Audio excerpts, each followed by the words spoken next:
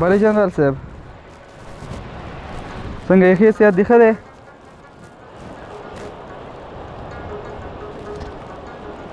شکر دی خیر دی مننه وبشي انشاءالله بس کار م شروع کړی دی بخیر تاسې څنګه ویلي هماغسې به وشي انشاءالله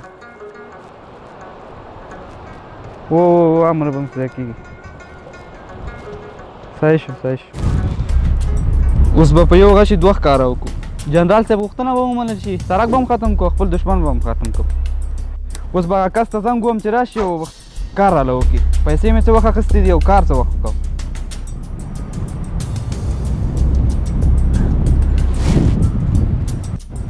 بله الیاسه بله صاحب ښه جوړې شکر دی خیر دی وبشي نیکه وبشي خاطر جمع شه داسې لوالو زما که نه چې پوټي والا که پیدام کې بیا و پاسې مشره څو روپۍ وی دې په سر باندې ښه پیسو خبره مخکې وکړه بس صحیح ده صحیح ده صحیح ده صحیح ده 3 کروڑه بس خاطر جمع شه سمه ده صحیح ده صحیح ده مرکه بم تیار دی که نه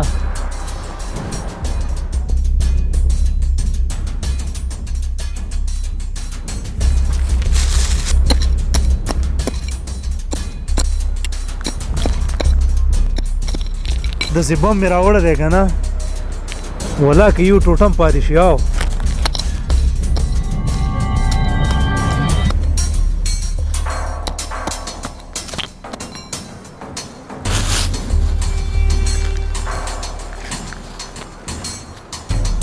لالا وروره کور نه زنګ واله ما رښتیا روپۍ څه شته که نشته ها که پایت ته مې قرض وي هغې ته مې زنګ والی 500 روپۍ راسه شته دی راځه ورشه په راوړه دوایي ترې راوړه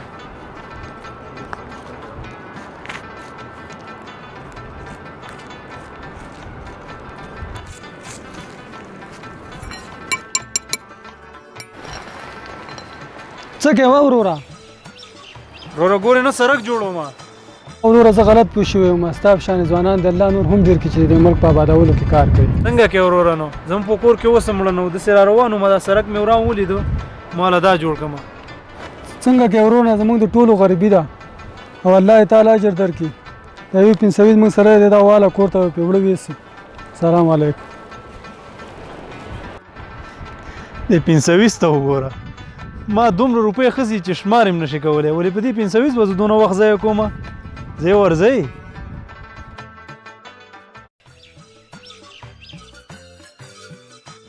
لالا څنګه ښې جوړې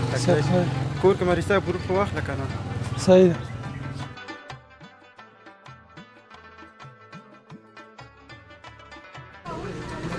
السلام علیکم دکاندار ښې جوړې صاحب ښه دی د مڼې کیلو په څو ده 80 روپۍ روزانه 1 کیلو خو موږ له 1 کیلو دا 1 کیلو شو روزانه د 2 روپۍ کې 80 روپۍ شو وبخه وروره موږ سره پیسې نشته وروره قرض خو موږ نه کوو بس وروره چې قرض نه کړې څه به وکړو راوړو نو قرضونه هم ډېر ورکړي دي وروره ته بند نه کړې مخه دې ښه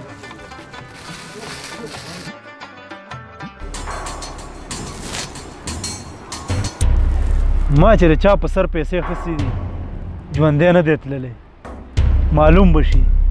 والله که پوټی معلوم شي پوټی راځي به که نه وروره زه غلط پوه شوی یم ستا په شانې ځوانان د الله نور هم ډېر کې چې د ملک په آبادولو کې کار کوي څنګه چې وروره زموږ د ټولو غریبي ده وروره زه غلط پوه شوی یم ستا په شانې ځوانان د الله نور هم ډېر سوي موږ سره دی دا واله کور ته وړه ویسي خبره نشته وروره سلام علیکم نه زه داسې نشم کولی خپل وطن سره خیانت دی د 2 روپو دپاره زه به دا خپل وطن ورانوم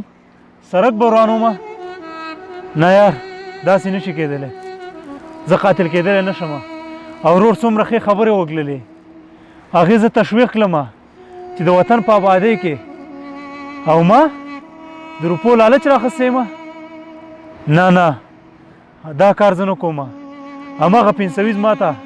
په ډېر څه منظور دی زه قاتل نشم جوړېدی خپل وطن نه ورانوم